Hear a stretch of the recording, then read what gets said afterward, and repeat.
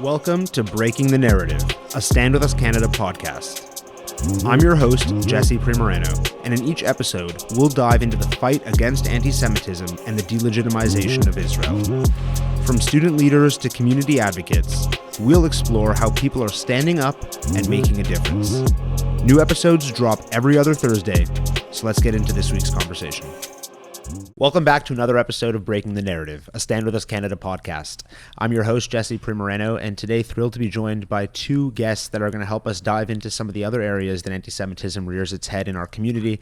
Obviously, campus has been ground zero for these issues and has been sort of the front line of our discussion due to the nature of our work. But today, pleased to have two physicians joining us to chat about anti-Semitism in the medical field as it relates to and affects doctors, but also patients.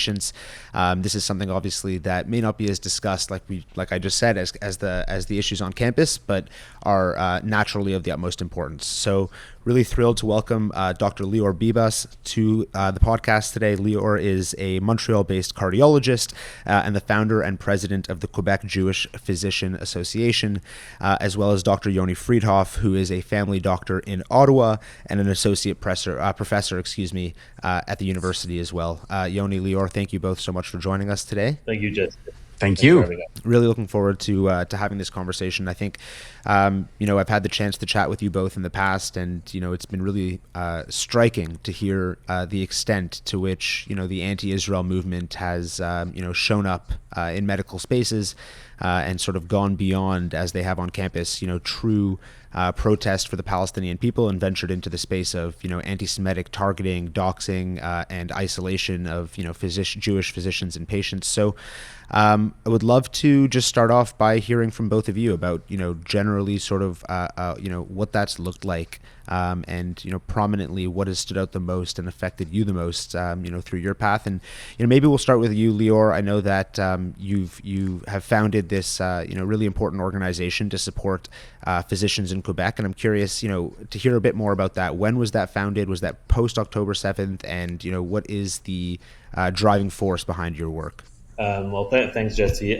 So we actually found it after October 7th because a group of us physicians, we knew from past, Hamas-Israel wars that, whenever they were happening, obviously we didn't expect this one to be this long, that even when they were happening for a few days or a few weeks, the situation on campus and for our trainees would be more difficult. So initially, we just wanted to kind of get together and offer them support.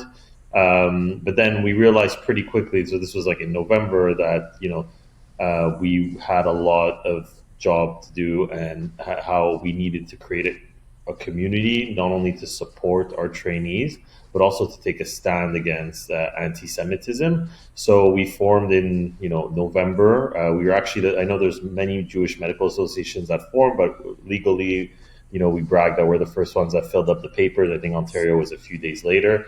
We do work with Ontario and Alberta and BC on national issues, but in Quebec, we really been tackling anti-Semitism within healthcare, not only just to protect our members. I say we have close to 600 members, and I say that, if you do the math, that's about 1 million patients that we take care for a year. If you take the average of how many patients every doctor sees.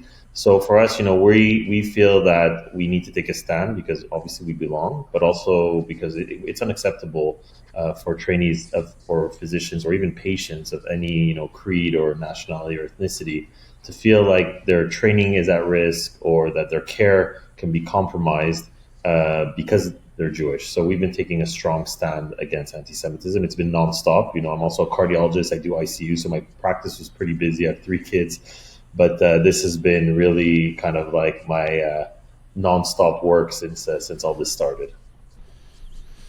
Yeah, and I think that was sort of what really drew me to having this conversation, is that between you and all the other associations that you mentioned across the country by province, the fact that there's such a need, for these associations to exist, and that there's such strong membership, I think speaks to the root or the extent of the problem, in the medical field.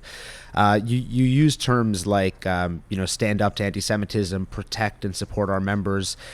Yoni, I'm curious just to shift to you for a second, and obviously this is a fairly broad question, question, but in the context of Jewish physicians and doctors and trainees needing this type of support and protection, like I said, I know it's a broad question, but can you tell us a bit about why that need exists? What has this field looked like since October 7th?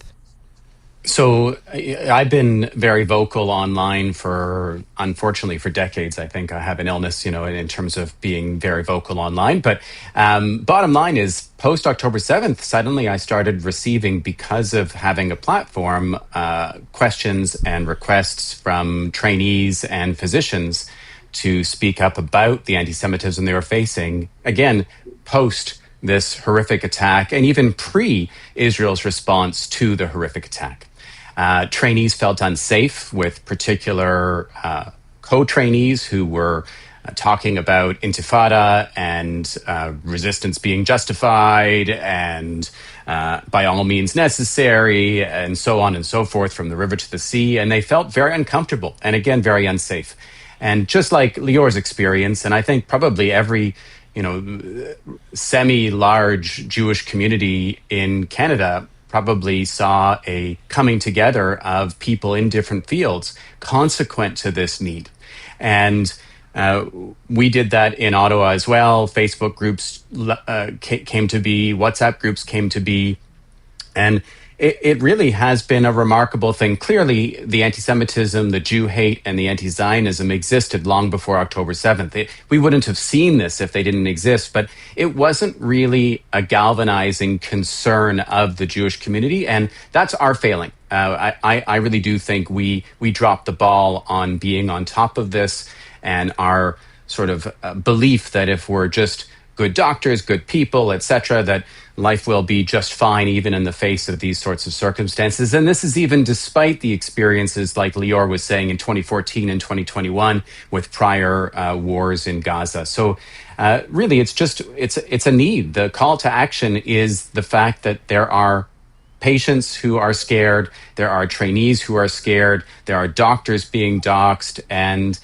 we need to have an organized response to that rather than just hope it goes away, because the only people who seem to care about this for the most part are the Jewish doctors and patients and trainees themselves. And so that's actually something I wanted to talk about afterwards. Who is supposed to care about this? Who is supposed to be the ones regulating this, making sure that Jewish physicians and patients feel safe? I'll toss this one back to you, Yoni, if that's all right. Yeah, so I actually very firmly believe that the College of Physicians and Surgeons of Ontario, who are the statutory body charged with regulating the practice of medicine in Ontario, are failing to uphold their statutory requirements.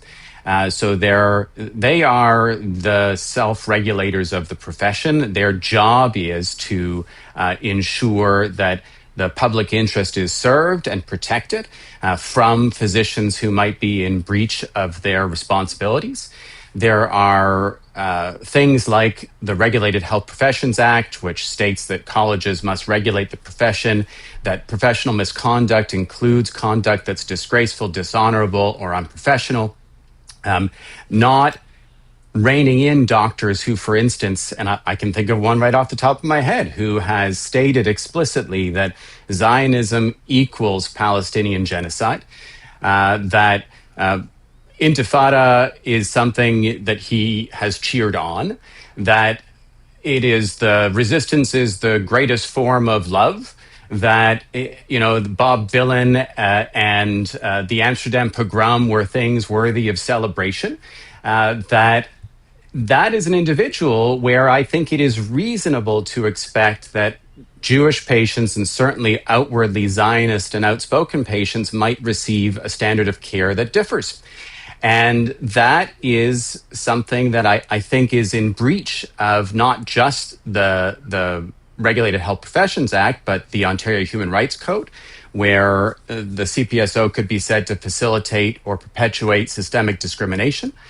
Canada's Charter of Rights and Freedoms, again, the CPSO are the decision makers, and inaction on an overtly racist physician, it risks undermining patients' charter care in terms of their access to care.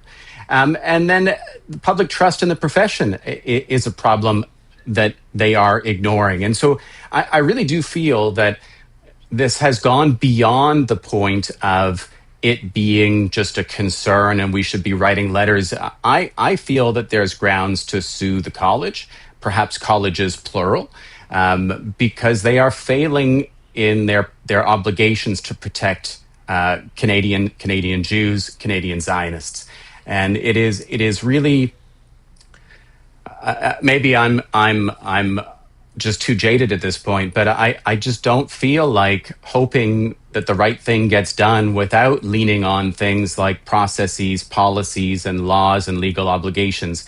I think we're past that now. And I'm certainly hopeful that somebody somewhere will perhaps take this on.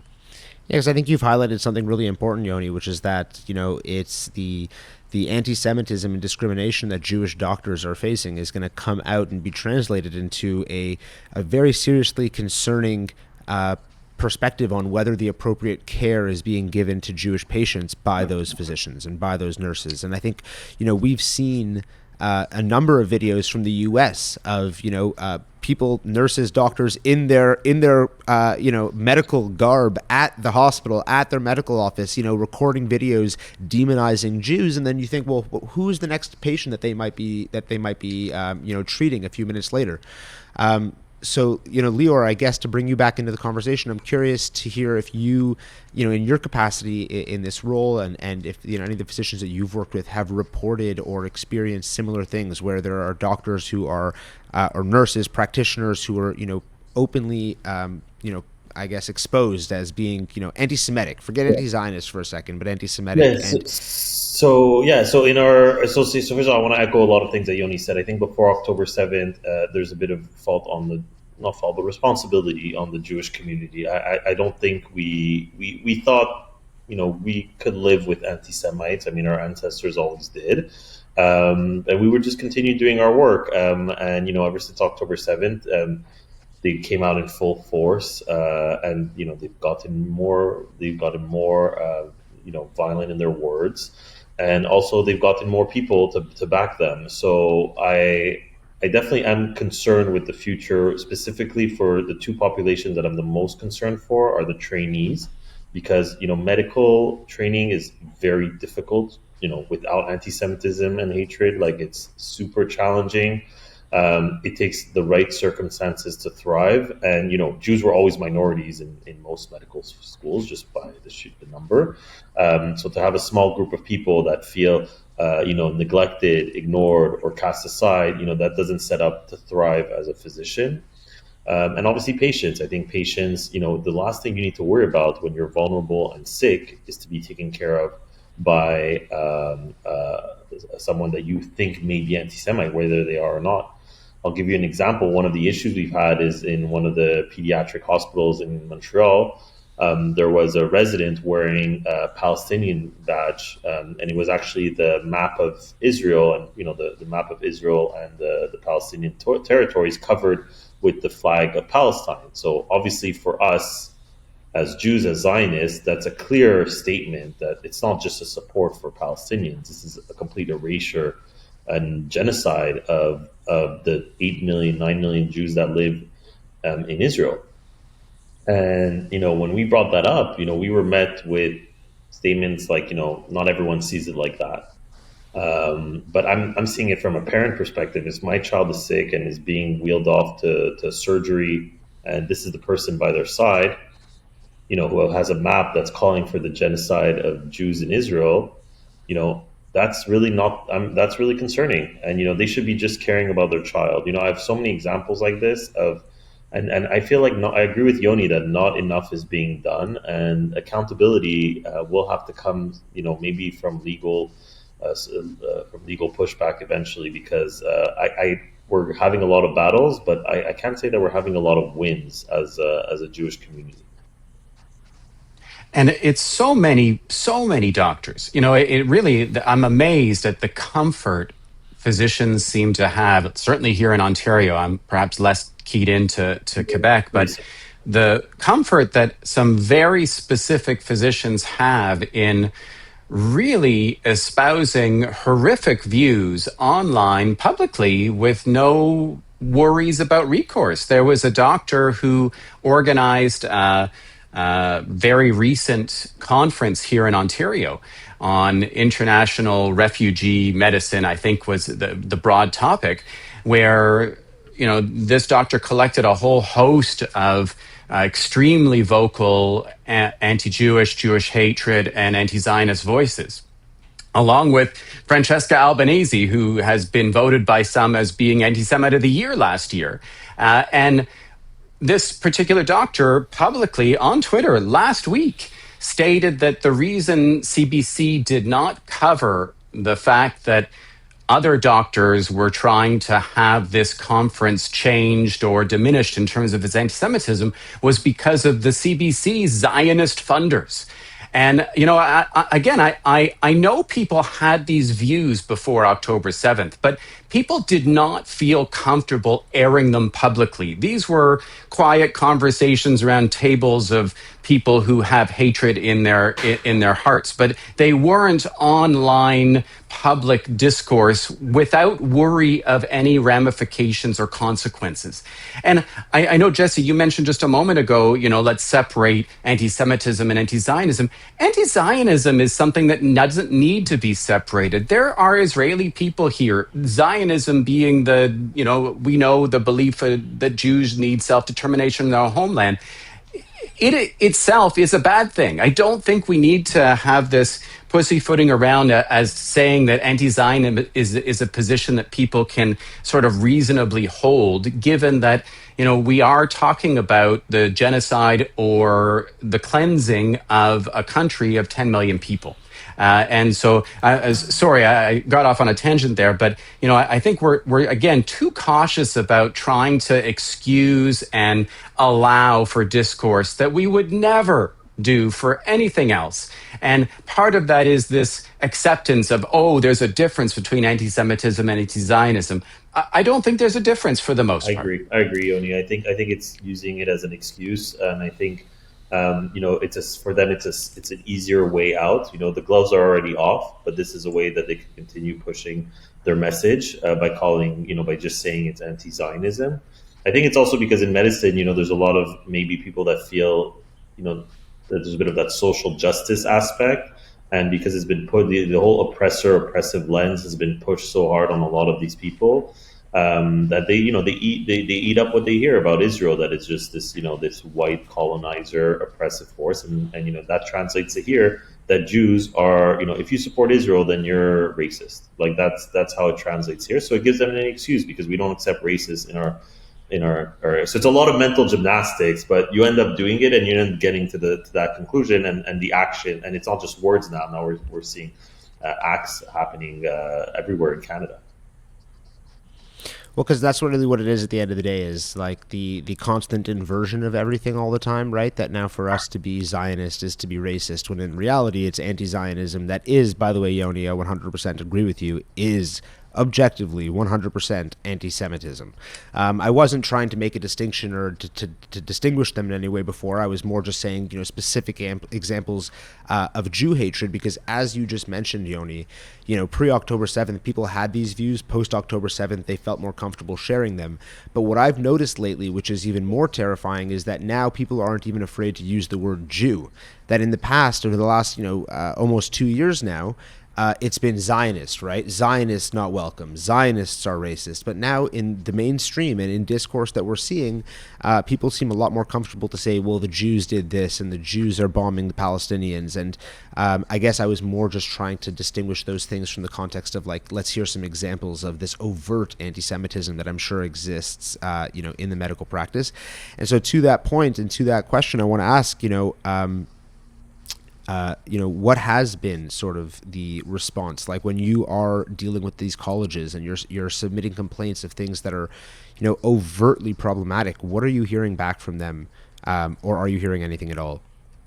So I can say that the individual who I was referencing before, where there are, many, many examples, the laundry list is extremely lengthy.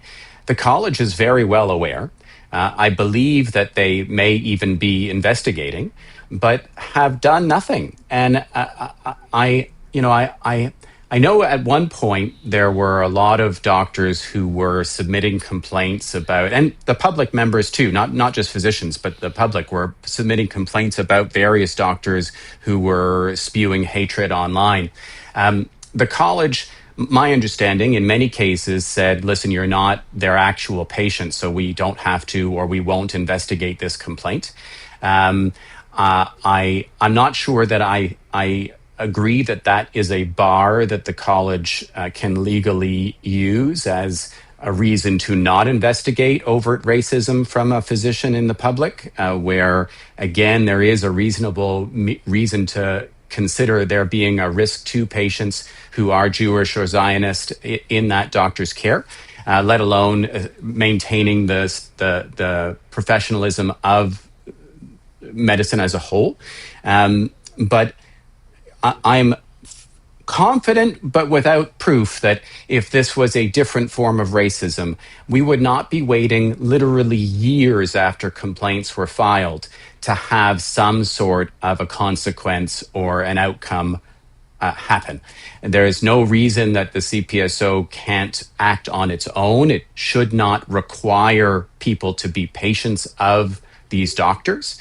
And quite honestly, if it was really a proactive organization, it would be looking for this sort of behavior, and not just about anti-Semitism or anti-Zionism or Jew hatred, but all hatreds. I mean, I just don't think that physicians, given our jobs and responsibilities, can espouse hatred publicly and have that be okay by a college that is legally required to regulate the profession for the safety of patients. And I'll just add to that, you know, on the other side, what we've been seeing is that we've been seeing a weaponization of this complaint system to different colleges against Jewish physicians. I know Ontario had tens of, if not more, doctors getting complaints either to their hospitals, either to the college, based on, you know, very neutral, vanilla things. Like we're talking about, like, I support Israel's right to exist. You know, no mention of Palestinians or anything like that. I really think, and they were getting kind of these mass complaints. This also happened here in Quebec. You know, so we're seeing on one side kind of a weaponization of this complaint system, but then on our side, we feel that we're not listened to. You know, we met with all these institutions. Sometimes we were knocking many times on the door before having a meeting accepted. Now that we're definitely legitimate, we do meet with them, and we're met very politely, but I can't say that it led to actionable consequences. Yeah, I would echo that for sure. I know that here in Ontario, there was an organization dedicated to asking the public to send complaint letters to the college and to universities of Jewish and Zionist doctors.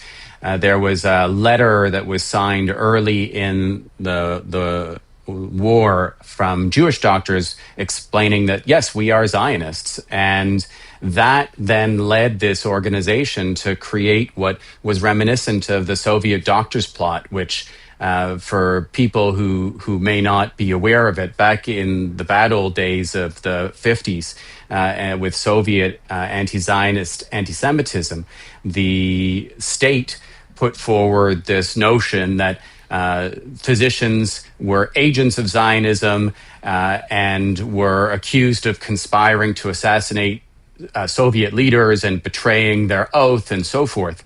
And it really felt like that when, you know, what I think it was hundreds of health professionals after the fact signed some letter opposing this idea that Jews can be Zionists and exist as people. And the doxing was quite extensive. Certainly, I was one of the doctors who was put on blast. It didn't lead to anything other than a hassle, but you know, it certainly, for people whose skin might not be as thick, would be extremely uncomfortable and scary making.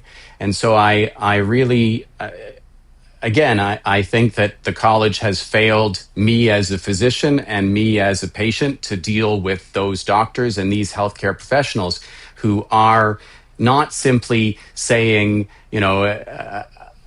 we think this, that, or the other about the war, but rather stating libels and lies about Judaism, about Zionism, and making it reasonable to be concerned about their ability to provide proper care.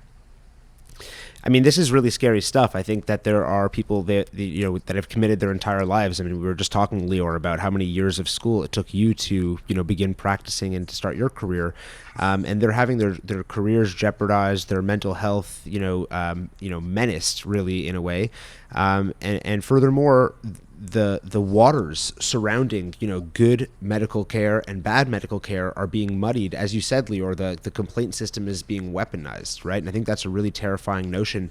I did read a story on this. A doctor actually here in Toronto who I've known through some other work, she was part of this doxing plot that you describe, Yoni, and she was also, like you, very active on Twitter.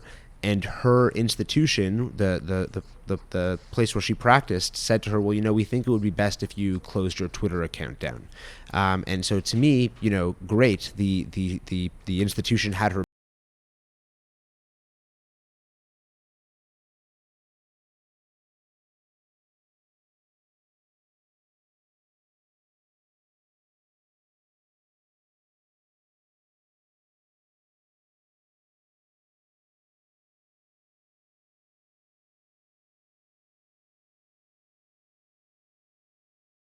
by the hospitals or the universities or places that they work, or how is that? How is that? I don't think people, to be honest, I don't think as Jews we expect it, and I can't say that the institutions themselves have been any supportive. And I think that's where, for me, that's my proudest achievement with the group of founders and the current group of leaders of my association, is that we really created this association, which is before using it as a vehicle for advocacy and for change within Canada and Quebec. I'm just proud that we created a community that the trainees know that there's an issue when they could come to us, they're supported. We put them in touch with someone, and if they need even mental health help, we help them out. We have events just amongst Jewish trainees because some of them don't even feel comfortable around other groups. We help non-trainees, so people that have finished that are going through a hard time, we help them. So we really created a really, in my important network of Jewish physicians and medical professionals that could support each other through this hard time, because I don't think we were ever going to get support from the institutions. Now, a lot of institutions say everything to remain neutral, which sometimes can work to our advantage, but sometimes we also need them to take a hard stand. But that's not what we've been witnessing. It's great for them to remain neutral as it relates to a false complaint being levied against a Jewish physician, but it's not when it comes to an anti-Semitic physician making hateful comments, not becoming of a doctor. So it's an interesting little dichotomy, and we do need to find a way to get them to act, which I think is like Yoni said and like you both mentioned, legal.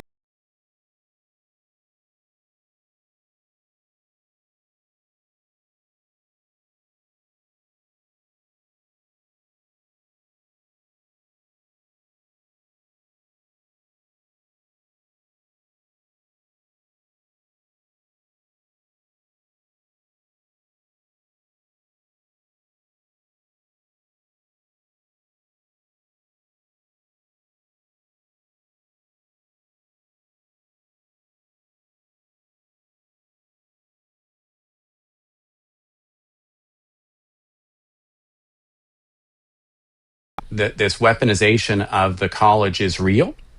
It should not be difficult for the college to be able to ascertain, though, what is a real concern versus what is a vexatious complaint.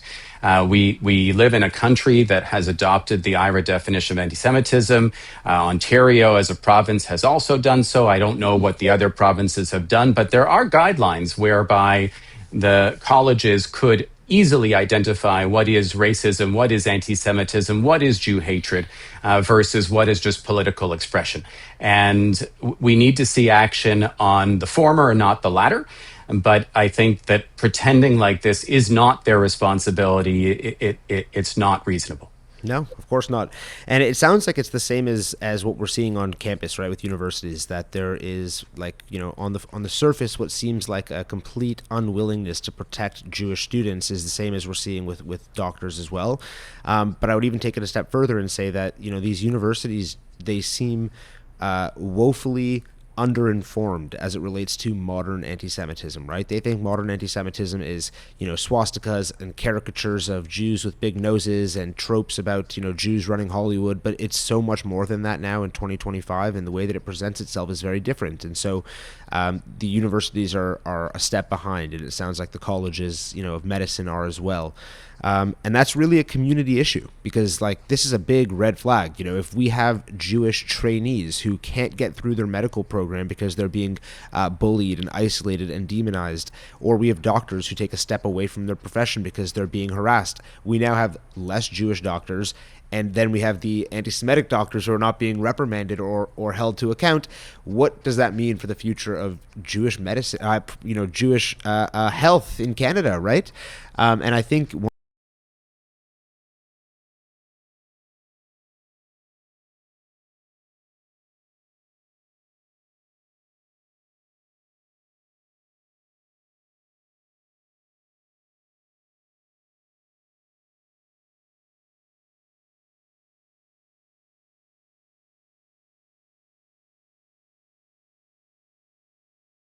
back in, and I'll ask you guys, starting with you, Yoni, if that's okay. What else are you seeing as it relates to attempts to erase Jewish identity in medicine? Are there other examples? Well, so I certainly know that I have friends and colleagues who feel uncomfortable now expressing their Judaism outwardly, whereas before they might be wearing Magen Davids and have other things in their offices. They don't feel comfortable doing that anymore. I know that on Jewish Facebook groups here in Ottawa, it's not uncommon for people to ask about, is there a Jewish-friendly doctor that they could see? I've seen that both from the public groups here in Ottawa, but also the physician Facebook groups or WhatsApp groups where people are asking for a Jewish-friendly doctor recommendation that they could have. That's, I think, quite horrifying. And I would be surprised if it wasn't happening, again, in every major center that has a reasonable population of Jews. That erasure is a problem. Again, the institutions not speaking up, the Ontario Medical Association, the Canadian Medical Association, not once am I aware that they have put out a message about the incredible explosion of anti-Semitism in the country and in the province. That they should, both in the context of their Jewish physicians who are part of those organizations and speaking to them and the concern they might have, and then also about the public and how this is something that needs to be addressed. But they have not said a single word. And this is despite the fact that pre-October 7th, they were able to identify anti-Semitism as a problem in medicine, and yet post-October 7th, where that problem has increased by at least an order of magnitude, there's been silence. And there shouldn't be. And I don't think there would be, again, if it were any organization or group other than Jews. Yeah, I 100% agree with you, Yoni. I mean, we've seen it. First of all, we were very underrepresented in a lot of consulting groups that these organizations had. They consulted with every other minority but Jews. And then, it seems like we're the only group that isn't allowed defining what hatred and anti-Semitism and even, anti-Zionism. I'm with you guys on that there's no marked definition, but like, let us explain it to you, instead of them just taking for granted the definition. We feel that we need to take more place in these institutions and make sure that we're working with them. But again, we haven't been getting a lot of wins. That's really for me the sad part in all this is, despite all the work, I am concerned about not only the future of healthcare, but the future of trainees. Like, I want to make sure that, like I told you before, I spent 13 years of medical training. I didn't face any anti-Semitism. I can't imagine myself facing 13 years of anti-Semitism, being, cast aside, working with colleagues that maybe, that speak negatively about me that I don't feel comfortable with. It is dangerous, and I have older parents, so I'm worried about my parents too if they ever get in with doctors. People look up doctors before going to see them, because that's what in the Jewish community everyone talks about. Same thing here in Quebec. We're not looking for Jewish doctors, by the way. We're looking for Jewish friendly doctor. We're not picking according to what you believe in, but just we want to be comfortable in your care, and that just means like don't hate us for our own values. For our religion. Our Yeah, religion, you know our what I mean? Like, ethnicity, this is, our identity, and you're right. There's also people that are Israeli in Canada. My parents are Israeli, so to say that all Israeli replace Jews by Israelis, it doesn't work. Whichever way you try to pull it. but that's the thing, is like, we know that religious, religion is protected, right? You cannot discriminate against, a person for their religion. But it's the same thing. I mean, like, nobody, when Russia took Ukraine to war, right? Russians were, in many ways, the government was, ostracized and sort of isolated, and whatever. But Russians living here in Canada would never be treated a certain way, especially by a doctor in a medical setting, but even anywhere else. There was never any hostility towards somebody for being Russian, because, what does a Russian person living in Canada have to do with Vladimir Yeah. Putin's decisions to, and it's the same thing. And so, to me, I mean, that's the most frustrating part, is like, when you talk about anti-Semitism, it should be so abundantly clear. But even with anti-Zionism,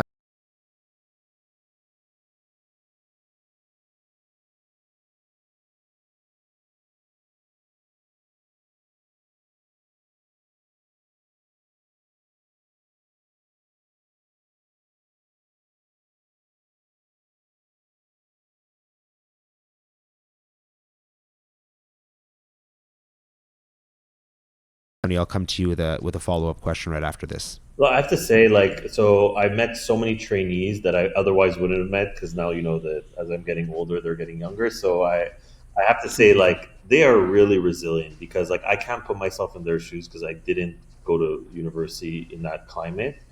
But I'm just so impressed, especially the ones that are in med school since October 7th. The ones that are finishing up residency, I think they're still part of the old, but the ones that are really the Gen Z that are in med school, I'm really impressed.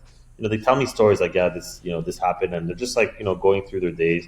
Obviously, I think our association supporting them gives them strength. They feel that no matter what, they're backed up. I haven't heard of anyone quitting. I haven't heard of anyone taking time off. We've supported them tremendously. One of the things we're really pushing for, and maybe this is more of a Quebec thing, because secularism, like laïcité, is such an important Quebec value. We're really pushing for political neutrality in the workspace, specifically for how you mentioned. We gave this example with ministers that we met, that when there was a war between Russia and Ukraine, it wouldn't be appropriate for half the employees to start wearing Russian flags and half the employees to be wearing Ukrainian flags, and then we need to push for political neutrality in healthcare specifically, because when my patients see me, I want them to feel totally comfortable. Like almost like obviously we all have our biases and but we have to be able to emit a feeling that we are neutral, that we are there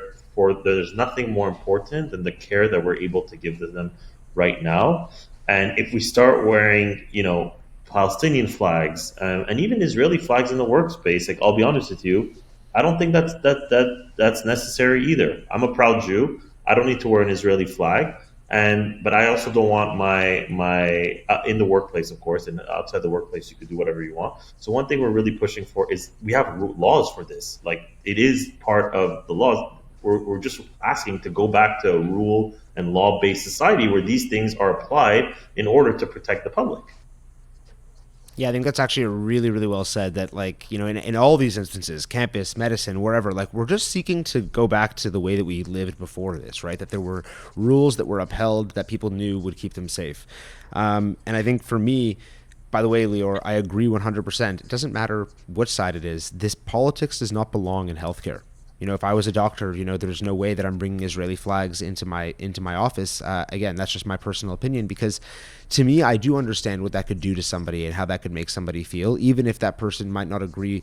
I'm not saying that person would be an anti-Semite. They might just be somebody sympathetic with Palestinian people, and that would make them feel uncomfortable. And to me, it almost shows an intent by people that do that wear Palestinian flags, specifically that wear maps of Israel with the Palestinian flag. It shows an intent to demonize their patients and their colleagues. And I know that might be presumptuous and not the case in all instances, but I do think that that's really... You're right. I think it's at the minimum, it's antagonizing. I think it's purposeful. I don't think this is innocent. None of this, all this is coordinated and organized. I know of at least one physician who wears very inflammatory anti-Israel / pro-Palestine T-shirts to work and bragged online about how that was a conversation starter where this person would therefore be able to indoctrinate hatred into their patients. And again, something that should not be looked on by the college and not acted on quite rapidly.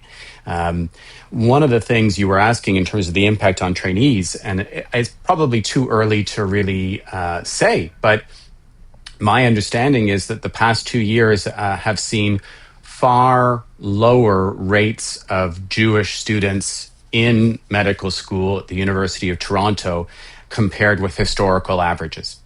And a couple of years may not be something you can hang your hat on, but there's no reason to think that the historical averages wouldn't hold up going forward. And if they aren't holding up, then is it because Jewish students are being discriminated against? Is it because Jewish students are no longer applying and wanting to be part of this profession? I don't know, but it is odd that there has been a marked decrease in the number of Jewish medical students accepted to medical school in Toronto these past 2 years.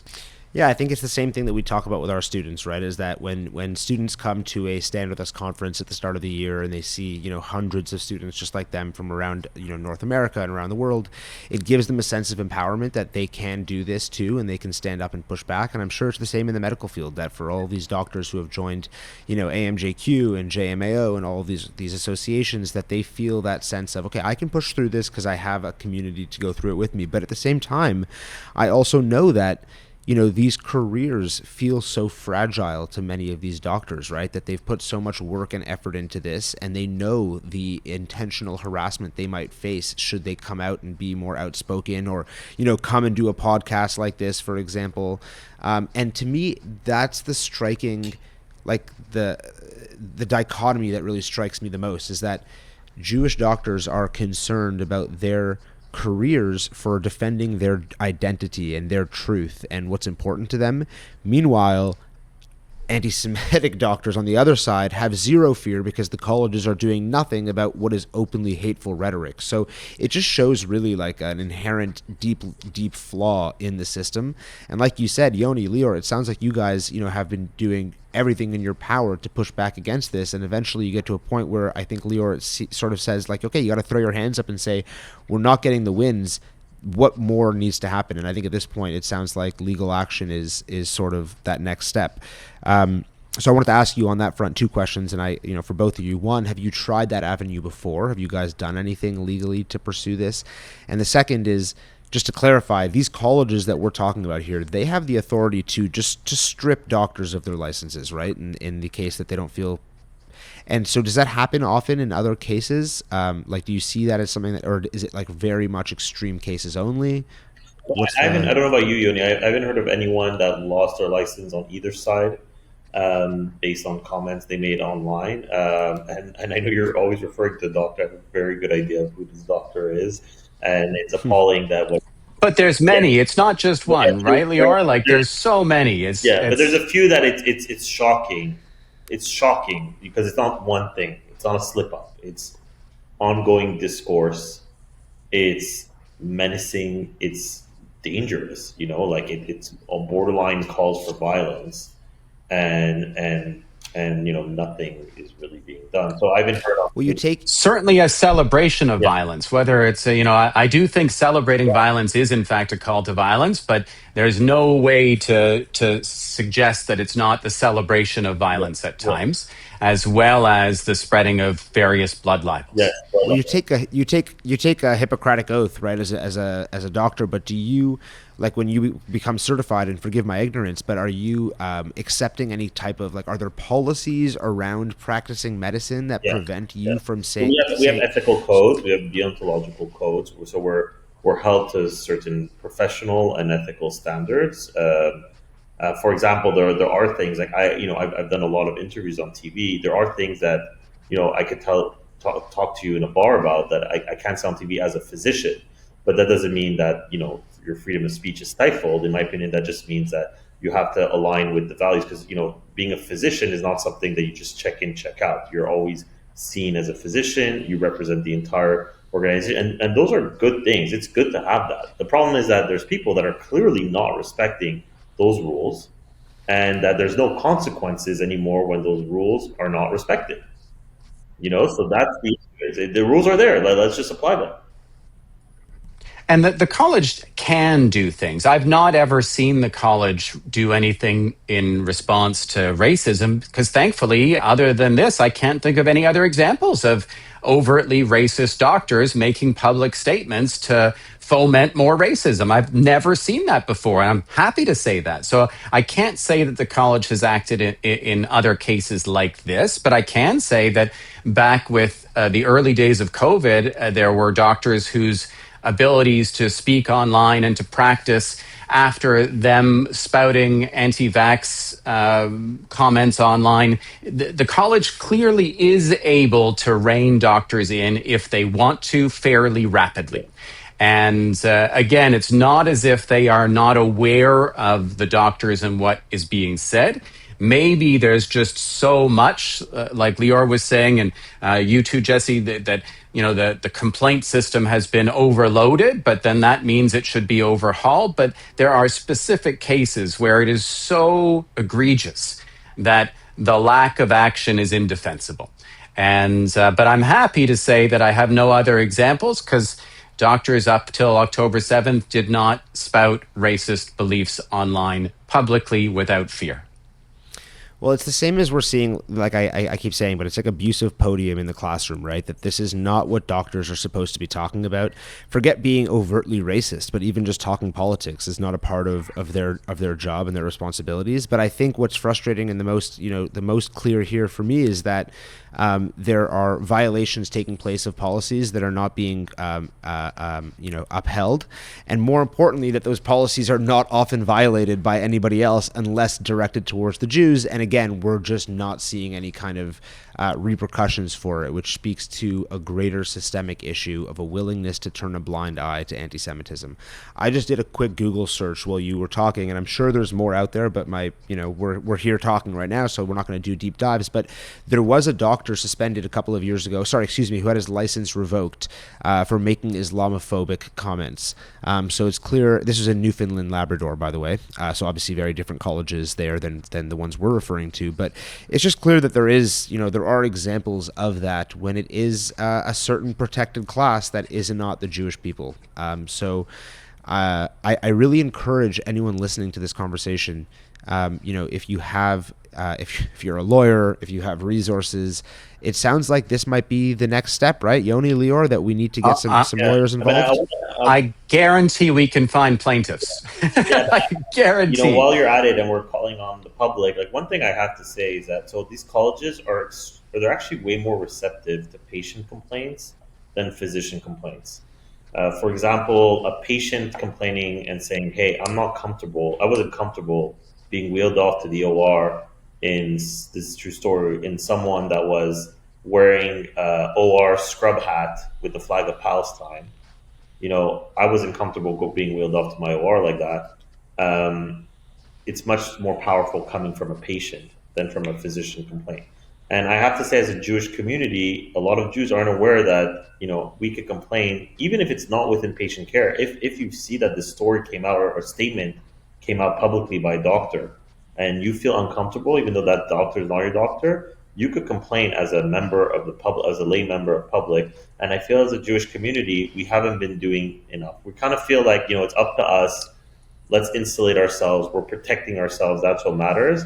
But I really believe, like, in order to take a stand to what's happening in Canada, that's not going to. Let's be honest, it's not going to stop when the war in Israel stops. I hope the war in Israel stops soon, but it's not going to stop then. I think this is a new Canada that we're living in as Jews, that we're going to raise our children in.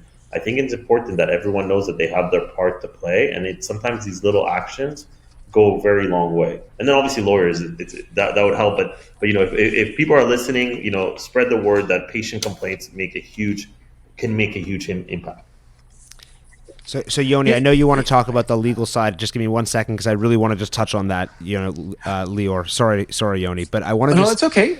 I just want to say I get asked so often by stakeholders, community members, how much longer do you think Canada is going to be safe for us? When do you think we have to leave? Where do you think we should be going?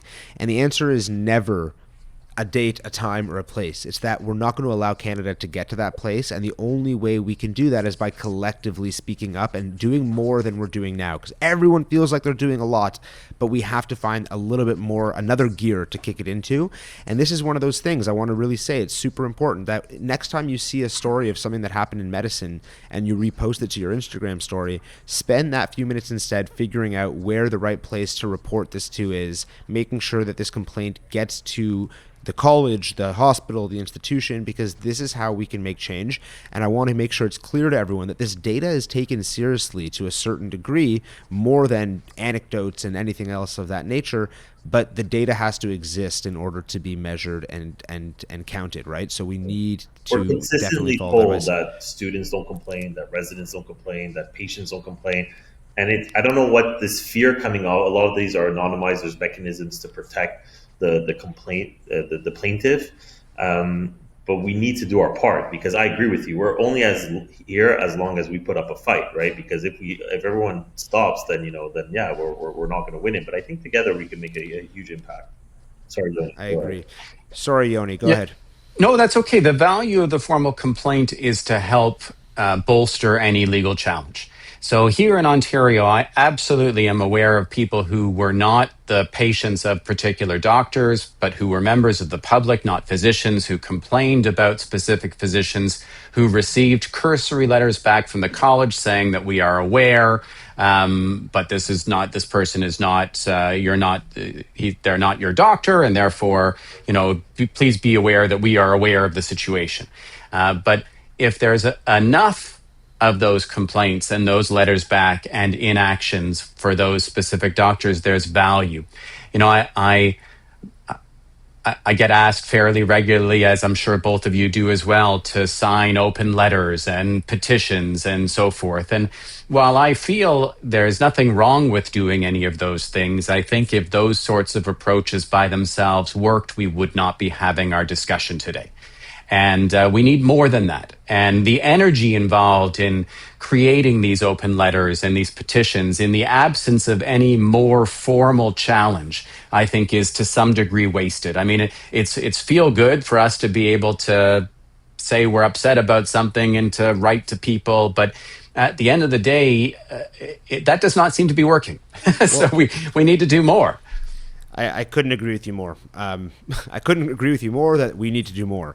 I think the biggest thing here in terms of what you're talking about for me is that, when we write these open letters and we do these petitions, in many cases, like you said, we're talking about the way something made us feel. We feel this way as a Jewish community. We believe and we feel, and things are important, but what matters more is explaining to people why something is objectively wrong, right? So whether it's something to do with Israel, that this fact is incorrect, or in the cases of what we're talking about, that this conduct is in violation of policies that we expect our medical practitioners to follow to make sure that Canadian patients are safe to receive healthcare in this country. And I think, like you said, Yoni, more has to be done to attack that at the core and to call out the issues of the facts rather than the feelings. And so before we wrap up, I guess we usually like to finish on a message of hope, but I guess instead I'll finish on more of a message. But I am hopeful. No, you know what? I am hopeful. Like I think October 7th galvanized the future leaders of the diaspora Jew, and I think I'm telling you, I've been really encouraged speaking to kind of the 18 to 25-year-olds. I think we'll be fine, but we have to put up a fight. We can't, if we do nothing, we're not not good. And what's the worst case scenario? If we end up leaving, there's way bigger problems than that. But until then, I'm confident that we could put up a good fight. I agree. There's plenty of hope to be had, and I didn't mean to imply that there wasn't, but I wanted to, I guess, hear a bit about that hope. But also, and Yoni, I'll let you sort of wrap us up here and say, if you're a lawyer listening to this podcast right now, what do you need from that lawyer? What do you need them to do? So really, I mean, again, I'm not a lawyer, and I've learned over the years that the law is not necessarily commonsensical, but it appears to me like there is a shirking of a legal responsibility by the colleges. If lawyers who were listening agreed with that, the CJA Legal Task Force, whoever, and they felt they were able to provide services to launch that challenge, I can guarantee there are plenty of people, both members of the public, patients, trainees, and clinicians who'd be available to serve as plaintiffs in that case. If there's a case to be had, we can find people to serve as plaintiffs. I too, though, I'm hopeful, just like Lior. I think that we were sleepwalking here.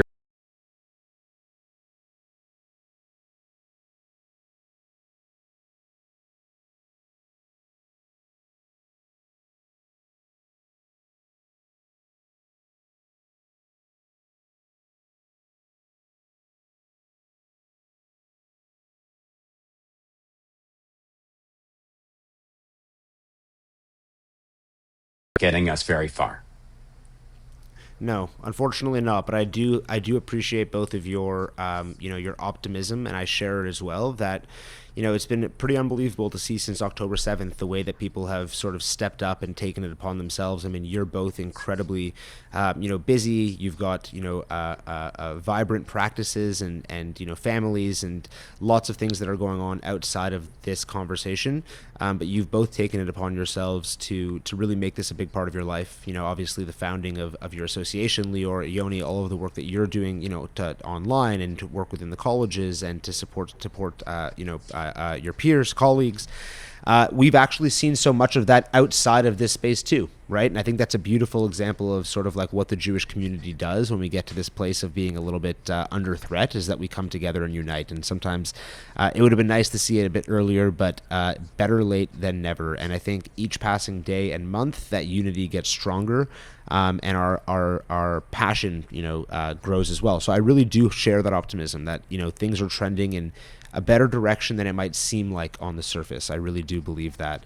And I want to just say, again, for any lawyers who are listening, I don't expect you necessarily to know, if these are legitimate violations that warrant a lawsuit, but I'd be happy to introduce you to Yoni, to Lior, to other doctors that are working in this space that can help walk you through it and maybe help to go through some of these policies and explore a potential legal challenge that may exist, because it isn't just the doctors and the trainees who need it. It's us as patients. It's our future generations. And, this is a real issue.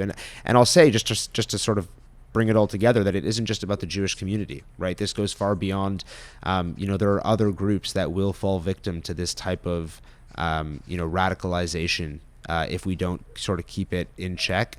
We're not the only ones on the list of oppressors, with Christians and white people in general. And we have a responsibility to the West to keep this a democratic, safe, and, free country for everybody. So I want to thank you both for your leadership and for your courage and strength. I know it's not easy, from talking to many other doctors, to put yourself into the spotlight like this or to take on the challenge that you have. So I really appreciate you both. Dr. Lior Bibas, Dr. Yoni Freedhoff, thank you for joining us. We will Thank you, Jesse. We'll look forward to continuing to work together. But for all of you tuning in, we appreciate you joining us today for this very important and slightly different conversation on breaking the narrative. As promised, we are really looking to cover and expose, anti-Semitism in all its forms across the country. And unfortunately, this is a really important topic here that we've talked about today. So thank you for joining us. We'll be back in another 2 weeks with a new episode for you. And in the meantime, feel free to check out any of our old episodes on YouTube, Spotify, Apple Podcasts, and anywhere that you might get your podcasts. See you next time.